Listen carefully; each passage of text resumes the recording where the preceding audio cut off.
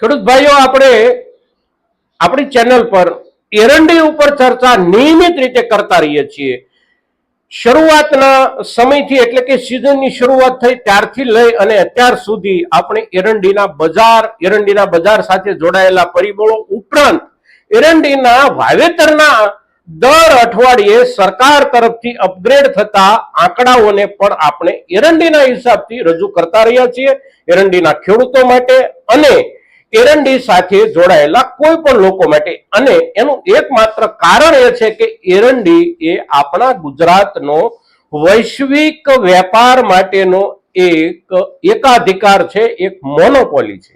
આપણા સિવાય કોઈ જગ્યાએ એટલું ઉત્પાદન નથી કે દુનિયાની જરૂરિયાત પૂરી કરી શકે. એટલે દુનિયાની જરૂરિયાત પૂરી કરનારા પ્રદેશ તરીકે આપણે ગુજરાત છીએ, આપણે ગુજરાતી ખેડૂતો છીએ. એટલે એના ઉપર થોડી વધારે ચર્ચા અને નિયમિત ચર્ચા થતી રહે એ બધી બાજુથી આપણને વ્યાજબી લાગે છે. એટલા માટે આપણે એરંડી પર વધારે ચર્ચા કરીએ છીએ.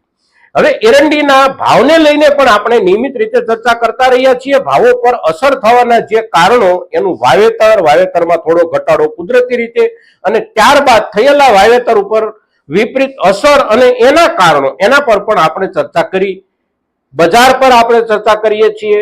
હવે આજે આપણે બજારની સાથે આપણા ખેડૂતોનું જે જોડાણ છે એ જોડાણ એટલે કે આપણો વેચાણ માટેનો વ્યૂહ અને વેચાણ માટેનું વલણ, આમાં છેલ્લા 3 થી 4 દિવસ દરમિયાન જે બદલાવ જોવા મળી રહ્યો છે એ બદલાવ ઉપર આપણે ચર્ચા કરીએ છીએ. અને એ બદલાવની ખરેખર અસર નજીકના દિવસોમાં કે લાંબા ગાળે કેવી થઈ શકે એના ઉપર આપણે ચર્ચા કરીએ છીએ. તો આ વિડીયોમાં આપ સૌ બન્યા રહેજો.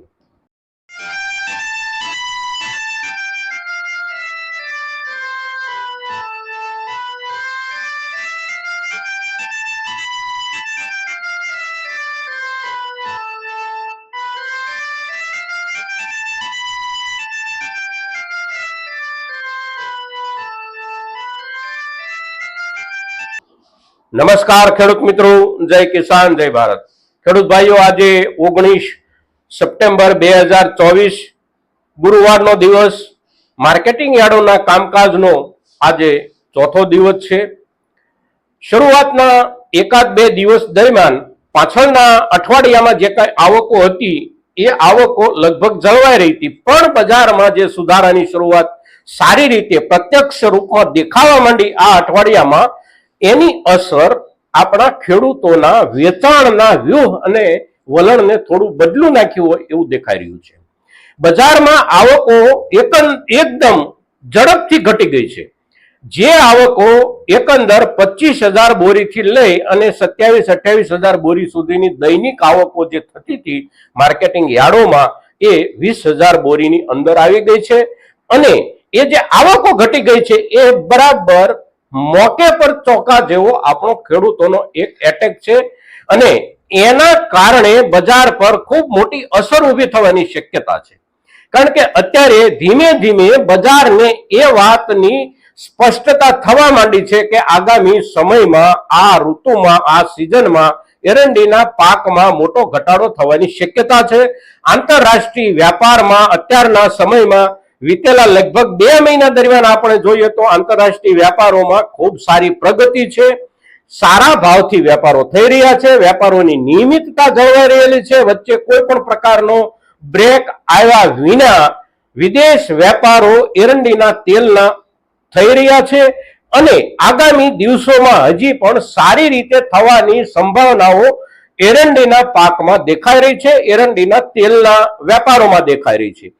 હવે આવા સંજોગોમાં ભાવમાં જ્યારે વધારો ધીમે ધીમે થવાની શરૂઆત થયા પછી થોડો ઝડપથી વધારો વીતેલા અઠવાડિયા દરમિયાન અને આ અઠવાડિયાની શરૂઆત દરમિયાન જ્યારે થયો છે અને એકંદર 1200 રૂપિયાથી વધારે 20 કિલોગ્રામના એરંડીના ભાવ પહોંચ્યા છે, ત્યારે છેલ્લા 2 કે 3 દિવસ દરમિયાન આપણા ખેડૂતો તરફથી વેચાણના વ્યૂહમાં જે બદલાવ આવ્યો છે એ બદલાવ એટલે માર્કેટિંગ યાર્ડમાં માલોની ઓછી આવક.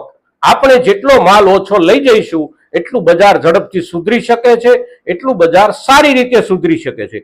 હવે આ જે વ્યૂહ છે એ કોઈ યોજનાપૂર્વકનો નથી કે આપણા કોઈ ખેડૂત સંગઠનોએ મળીને નિર્ણય કર્યો હોય, પણ જ્યારે ભાવોમાં વૃદ્ધિ દેખાઈ રહી છે, અને આવતા દિવસોમાં સારો માહોલ ખેડૂતોને પણ દેખાઈ રહ્યો છે, ત્યારે જે ખેડૂતો હજી પણ પોતાનો સંગ્રહ પકડી રાખી શકે છે, આર્થિક જરૂરિયાત જે કોઈ ખેડૂતોની એટલી બધી એરંડીના અત્યારના સંગ્રહિત પાક ઉપર નિર્ભર નથી, એવા ખેડૂતો હજી થોડો વધારે સમય પકડી રાખવાની દિશામાં વિચારી રહ્યા છે અને તેથી એ માલ બજાર સુધી જતો અટકી ગયો છે. સાથે સાથે જેમની જરૂરિયાત હોય એવા ખેડૂતો પણ પોતાની પાસેના સંગ્રહિત માલમાંથી થોડો માલ કાપી અને બજાર સુધી મોકલી રહ્યા હોય એવા સમાચારો આવી રહ્યા છે અને એના કારણે બંને બાજુથી વલણ બદલાયું છે અને વ્યૂહ પણ બદલાયો છે. તેથી બજારમાં માલની જે આવકો ઘટી રહી છે એ ઘટતી આવકોની અસર તાત્કાલિક ધોરણે પણ થશે અને લાંબા સમયે પણ થશે. તો અત્યારે જે વ્યૂહ અને વલણ સાથે આપણે ખેડૂતો એરંડીના વેચાણની કામગીરી કરી રહ્યા છીએ, એરંડીને માર્કેટ સુધી પહોંચાડી રહ્યા છીએ, આ વલણ અને આ વ્યૂહને જો આપણે વળગી રહીશું તો બજારનો સારામાં સારો ફાયદો લઈ શકીએ એવી તમામ શક્યતાઓ છે. એકી સાથે માલ ભાવ વધ્યો છે, ચાલો વેચી દઈએ આવું વિચારીએ અને જો એકી સાથે માલ બજારમાં આપણે લઈ જઈએ તો પણ નકારાત્મક અસર થતી હોય છે. સાથે સાથે હમણાં નથી વેચવું આવો નિર્ણય કરનારા ઝાઝા ખેડૂતો હોય અને માલની આવક જો ઘટી જાય તો ભાવોમાં તત્કાલ સુધારો આવતો હોય છે, સારી રીતે આવતો હોય છે અને અત્યારે એવું દેખાઈ રહ્યું છે કે એરંડીમાં આ પ્રમાણે થવાની શરૂઆત થઈ ગઈ છે. માલ બજાર સુધી ઓછો જઈ રહ્યો છે અને બજારની જે જરૂરિયાત છે એ જરૂરિયાત તો ટકેલી જ છે, એટલે એ ટકેલી જરૂરિયાતની સામે માલનો પુરવઠો જો ઘટતો રહેશે અને આ જગ્યાએ જો સ્થિર થઈ જાય, દરરોજની 15,000 થી લઈ અને 20,000 બોરી સુધી જો માલ માર્કેટ યાર્ડ સુધી જશે તો હજી પણ વિશેષ વધારાની શક્યતાઓ બનતી રહેશે.